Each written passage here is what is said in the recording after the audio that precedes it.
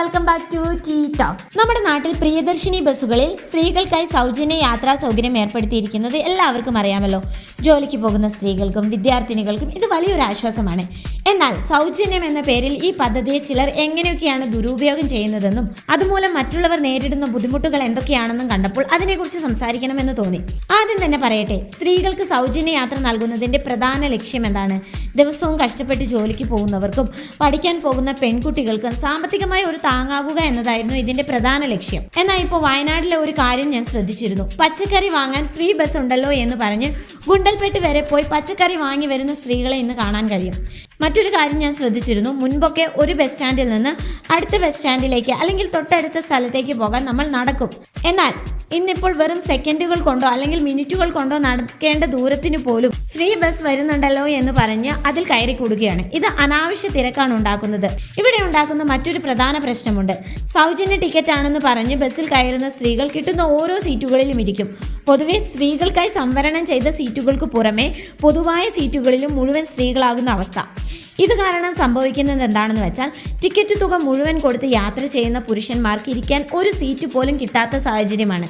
പകൽ മുഴുവൻ കഠിനാധ്വാനം ചെയ്ത് ജോലി കഴിഞ്ഞ് ക്ഷീണത്തോടെ വീട്ടിലേക്ക് മടങ്ങുന്ന ആണുങ്ങൾ മണിക്കൂറോളം നിന്നുകൊണ്ട് യാത്ര ചെയ്യേണ്ടി വരുന്നു. ടിക്കറ്റ് എടുത്ത് യാത്ര ചെയ്യുന്നവർക്ക് അർഹമായ സൗകര്യം പോലും നിഷേധിക്കപ്പെടുന്ന അവസ്ഥയാണിത്. ഇതിന് കാരണം എന്താണ്? അർഹതയുള്ള ആളുകളെക്കാൾ ഉപരി ഇത് വെറും ഒരു സൗജന്യം മാത്രമായി കണ്ട് അനാവശ്യമായി ദുരുപയോഗം ചെയ്യുന്ന കാഴ്ചകൾ നമ്മൾ പലയിടത്തും കാണുന്നുണ്ട്. അനാവശ്യ യാത്രകൾ നടത്തുക, ബസ്സിനുള്ളിൽ അനാവശ്യമായി തിരക്ക് കൂട്ടുക, ശരിക്കും യാത്ര ചെയ്യേണ്ട അടിയന്തര സാഹചര്യമുള്ളവരെ മാറ്റി നിർത്തുക, ഇതൊക്കെ ചെറിയ കാര്യങ്ങളായി തോന്നുമായിരിക്കും. പക്ഷെ ഇതൊരു വലിയ തെറ്റായ പ്രവണതയാണ്. ഇനി ഏറ്റവും പ്രധാനപ്പെട്ട സാമ്പത്തിക വശത്തിലേക്ക് വരാം. ഈ സൗജന്യമായി ആരും തരുന്നതല്ല. ഇതിലൂടെ KSRTC ഉണ്ടാക്കുന്നത് കോടികളുടെ നഷ്ടമാണ്.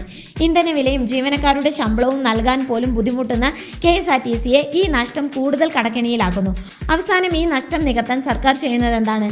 സാധാരണക്കാരനായ പാവപ്പെട്ടവന്റെ നികുതി കൂട്ടുന്നു. അതായത് ഒരു വശത്ത് സൗജന്യം എന്ന് പറയുമ്പോൾ മറുവശത്ത് നമ്മൾ തന്നെ നികുതിയായി ആ പണം തിരിച്ചടയ്ക്കുകയാണ്. ഇനി പ്രൈവറ്റ് ബസ്സുകളുടെ കാര്യം എടുത്താലോ?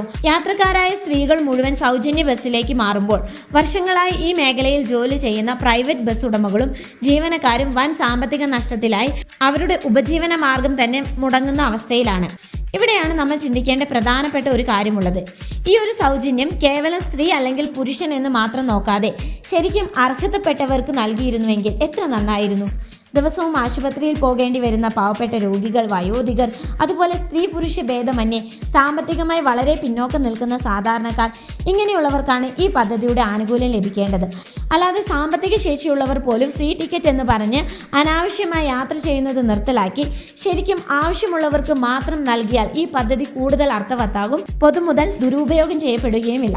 ഇങ്ങനെ എന്തെങ്കിലും സംഭവങ്ങൾ നിങ്ങളുടെ ശ്രദ്ധയിൽപ്പെട്ടിട്ടുണ്ടോ? സ്ത്രീ പുരുഷ ഭേദമന്യേ സാമ്പത്തികമായി പിന്നോക്കം നിൽക്കുന്നവർക്ക് മാത്രം ഈ സൗജന്യം നൽകണം എന്ന ആശയത്തോട് നിങ്ങൾ യോജിക്കുന്നുണ്ടോ? നിങ്ങളുടെ അഭിപ്രായങ്ങൾ താഴെ കമന്റിൽ പറയുമല്ലോ. നമുക്ക് അടുത്ത വീഡിയോയുമായി വീണ്ടും കാണാം. ബൈ.